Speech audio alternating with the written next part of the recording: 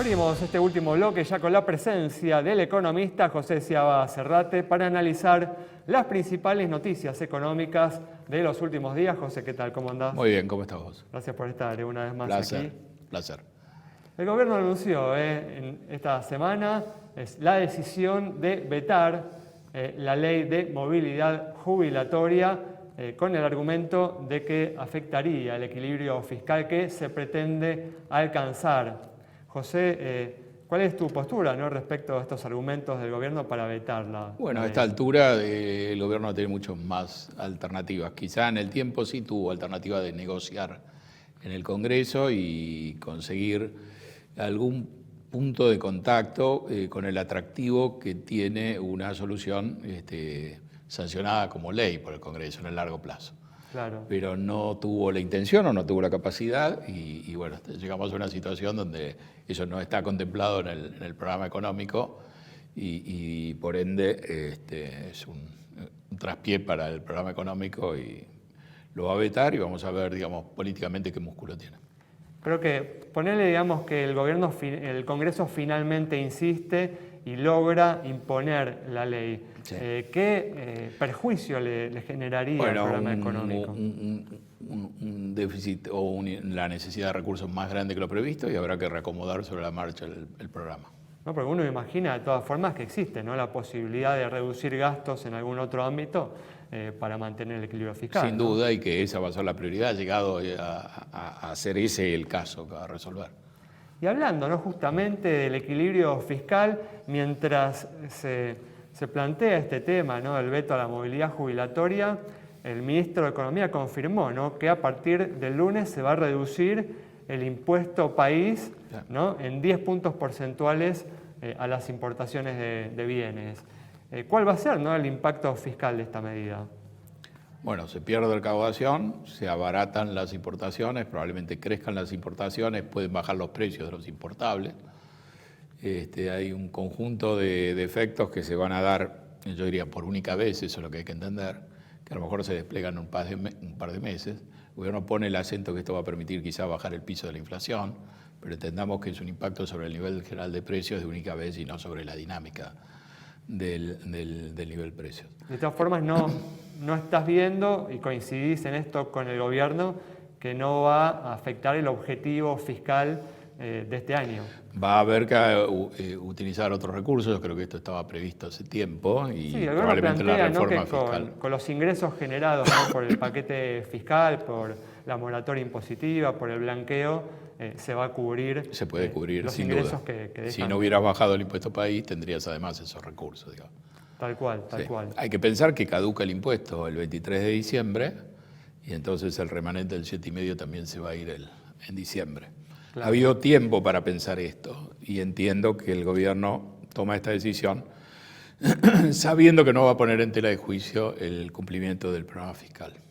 Mencionaba justamente el efecto, ¿no?, que la reducción del impuesto país va a tener sobre la inflación. Le está costando mucho al gobierno perforar, ¿no?, sí, el piso del 4% mensual. ¿Crees que en septiembre se puede lograr acercarnos? Bueno, el gobierno lo va a intentar, esto puede ayudar a afectar las expectativas. Hay que entender básicamente que el esquema pone el énfasis en el déficit cero, en la emisión cero, aunque la emisión puede ser un poquito más robusta que cero, y por otro lado hay una expansión crediticia muy fuerte, que eso puede contribuir a adelantar las señales de recuperación, pero en términos de inflación también es un elemento, digamos, que alienta alguna recomposición de precios o una inflación un poquito más sostenida. Creo que el gobierno está pensando en un trade-off y a esta altura quizá esté interesado en que la inflación baje, pero sobre todo en que se vean los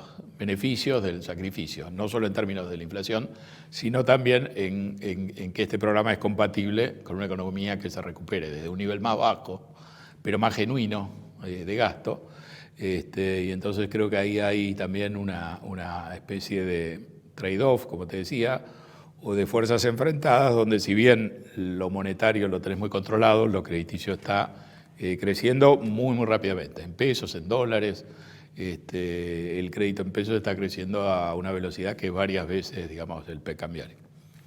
Bueno, volviendo, ¿no?, a la decisión, ¿no?, de bajar este impuesto país, ¿crees que al abaratar las importaciones, ¿no?, esta decisión, esta medida, no puede afectar la capacidad del gobierno para sostener el régimen cambiario, esta tasa de devaluación del 2% mensual? Hay un problema de falta de dólares que se va a acentuar probablemente con esto. Claro. Hay un problema también en el sentido de que el resultado fiscal depende mucho de un sesgo antiexportador, digamos, una economía más cerrada, y un impuesto a las importaciones no deja de ser también un impuesto a las exportaciones. Están las retenciones, en algún momento el programa original contemplaba extender las retenciones a todas las exportaciones, y entonces hacia adelante el programa económico tiene que resolver varias de estas cosas. Creo yo que hoy el puntal más fuerte, en términos de expectativas también, que tiene el programa económico es que el cumplimiento de la meta fiscal se ve como un objetivo clarísimo del gobierno y que el gobierno no va a ceder. O sea que desde el punto de vista del ángulo, yo diría, del equilibrio interno, estamos muy bien, pero está puesto la mira y la crítica en cuanto a si va a haber suficientes dólares, es decir, el equilibrio de la balanza de pagos está en tela de juicio.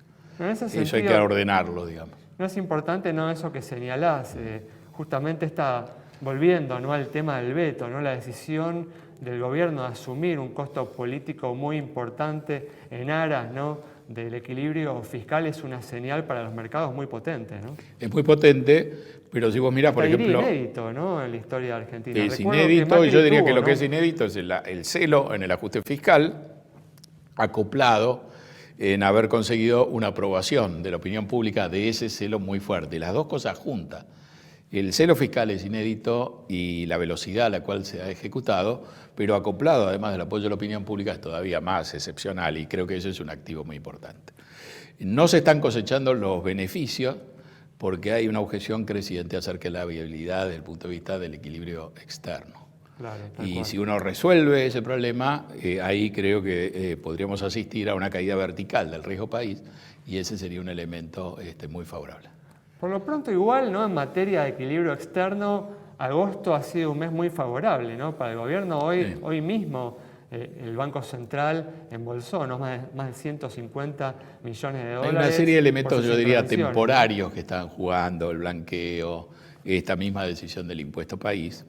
Pero de fondo uno ve unas dudas muy serias. Se ve, digamos, como este resultado de agosto como algo aislado, ¿no? Que hay una tregua, esa tregua la hemos visto en los mercados. Uno podría decir que Milei ha equilibrado los flujos internos y externos muy bien, y el problema que lo persigue al plan, tiene que ver con el stock de deuda, con los vencimientos, y uno podría decir que hay una Argentina que hoy tiene quizá pocos dólares o no los está acumulando, y hay una Argentina que no está muy lejos y con este programa económico puede acercarse, donde está Vaca Muerta, más avanzado, donde está la minería, y los dólares están. Lo que nos está faltando es ese puente entre esos dólares que vamos a tener probablemente hacia adelante, y más si seguimos con esta política, y la situación actual. Eso con acceso a los mercados de capitales, o con un mercado de capitales interno que pudiera financiarle, no sería ningún problema. O sea, esto no sería ningún problema ni para Uruguay, Paraguay, ningún país, pero lo es para nosotros que no tenemos acceso al mercado de capitales. Y hay que resolver eso. Creo que el programa original pensaba que el fondo iba a facilitar esa tarea y hemos visto que no es así porque el fondo tiene otras pretensiones y el gobierno no ha querido ajustar el régimen cambiario. Muy bien, José, muchas gracias. A vos.